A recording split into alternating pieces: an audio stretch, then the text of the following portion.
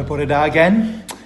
This week we're considering a few women from Scripture and to see what we can learn from their lives. Yesterday we considered Mary, the mother of Jesus, and her song.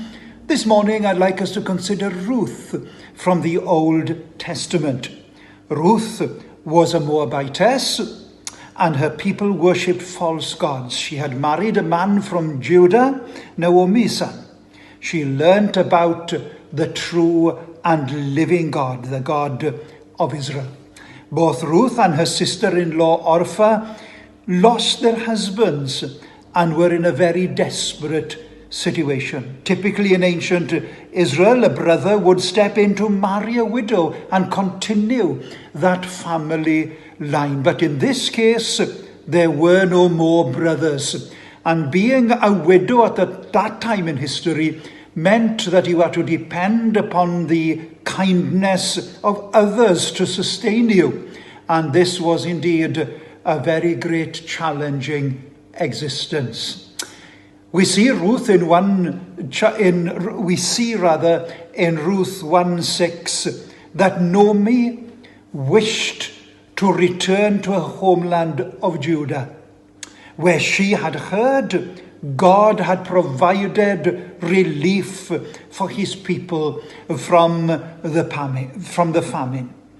She urged her daughters-in-law to go back to their homeland and pursue a life that would give them husbands to care and fend for them. Naomi was very distressed and didn't want to burden them any longer with this curse that she felt was from God. And she even decided to rename herself Mara, which means bitter, instead of Naomi, which meant delight. In one of the most beautiful passages in the Bible, Ruth declares, "Entreat me not to leave you, or to turn back from following after you. For wherever you go, I will go. And wherever you lodge, I will lodge. Your people shall be my people, and your God, my God." Ruth chose to stay with a woman who was hurting and alone. She chose to follow hard after the one true and living God, rather than go back to Moab and to idol worship. And so they journeyed to Bethlehem to begin their new life. Ruth's choice to have faith in God and follow his ways began to produce fruits of blessing and a life of healing, both physically and spiritually.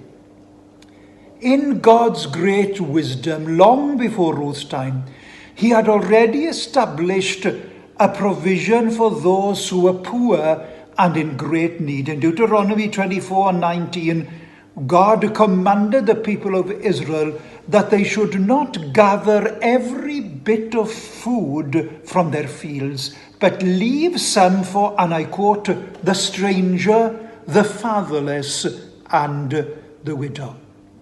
Ruth caught the eye of Boaz as she labored tirelessly all day for her mother-in-law. Boaz was impressed by the stories he had heard of her love, her sacrifice, and her faith that led her to find refuge in the wings of the Lord. Boaz commanded the men not to touch her. On her first day of working, God had already provided Ruth with food, water, and safety. The end of the story paints a beautiful picture of God's intervention. Boaz and Ruth were married and had a son named Obed.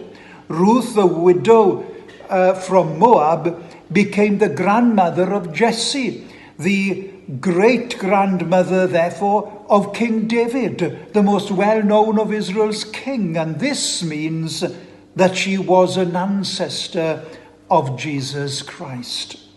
You see, the choices we make, especially as they turn us towards God, can impact many generations to come.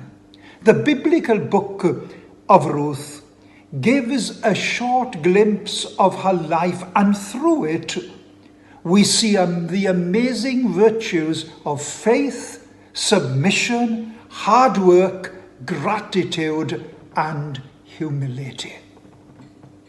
In the end, we watch God's hand as he redeems those who follow him and heals the lives of the brokenhearted.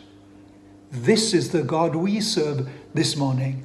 And when we place our hand in his hand, he will lead us to green pastures.